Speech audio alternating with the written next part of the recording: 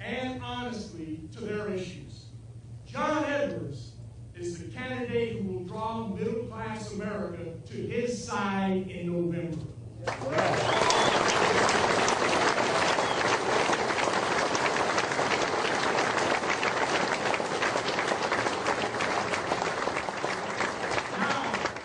Now it's time to go to work and help him build his vision of America.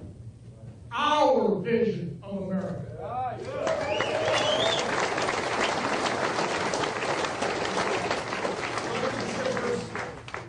I give you the next president of the United States of America.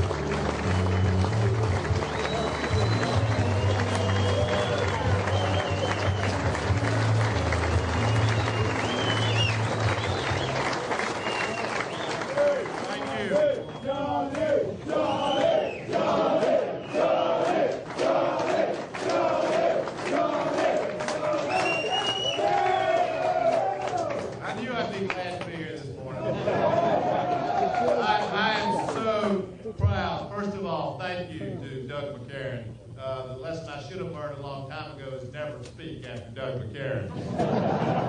But I'm proud to be with him, proud for his leadership for this great union, proud to be with all these men on the stage, and proud to be with my brothers and sisters who are out there working every single day to help strengthen and grow the middle class in the United States of America, helping build the United States of America.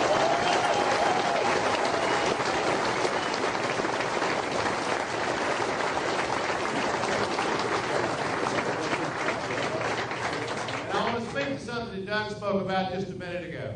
I'm very proud to have your support. And I want you to know that I want to be the President of the United States who proudly walks out on the White House lawn and says the word union.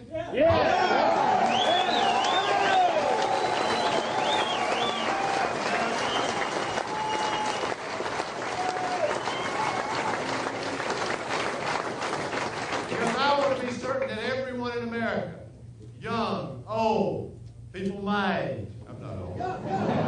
Everybody in America knows how important the union organized labor movement has been to building the middle class in this country. And I want to make certain that everybody knows what I believe, and I will believe as President of the United States, which is if we're going to preserve the middle class, if we're going to strengthen the middle class, if we're going to grow the middle class, it is absolutely essential that we grow the organized labor movement in the United States.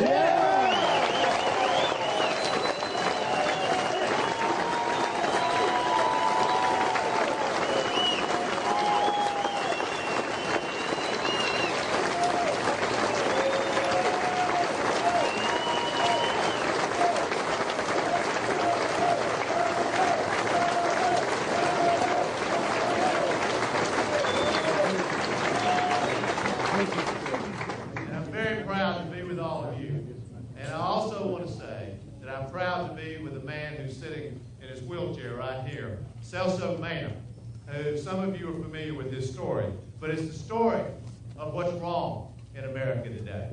Celso went to work as a carpenter, non-union carpenter, and he was misclassified as an independent contractor. And he got hurt on the job. This is a working man. Got hurt on the job, fell off the scaffolding, had a very, very serious injury as a result. Of course, because he was an independent contractor, he had no health care coverage, had no workers' compensation. And you know what his owner, what his boss said to the media after it happened? When something like this happens, he's on his own. Hey! Celso, I want to say on behalf of myself, as a candidate for president, and as the next president of the United States, and on behalf of your brothers and sisters in this room, you will never be on your own. Yeah.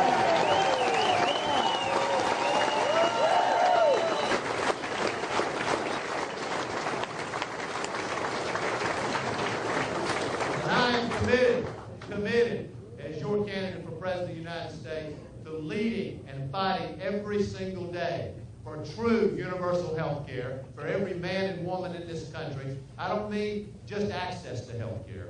I don't mean affordable health care. Those are weasel words. I mean universal health care required by law for every man and woman in this country.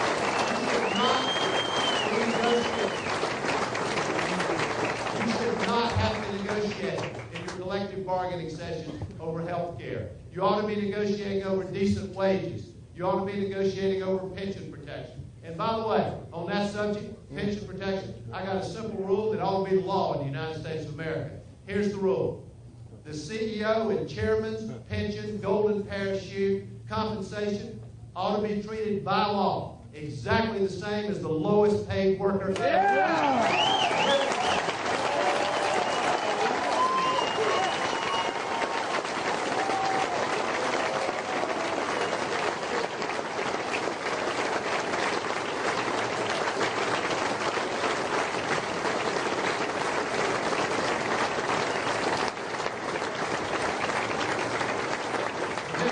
And then finally, brothers and sisters, when I tell you that I am committed to strengthening and growing the middle class, when I tell you I am committed as President of the United States to strengthening and growing the union movement in America, I mean that. I will work every single day to have real labor law reform in America so that, in fact, if you can join the Republican Party by signing your name to a card, any worker in America ought to be able to join a union. Yes.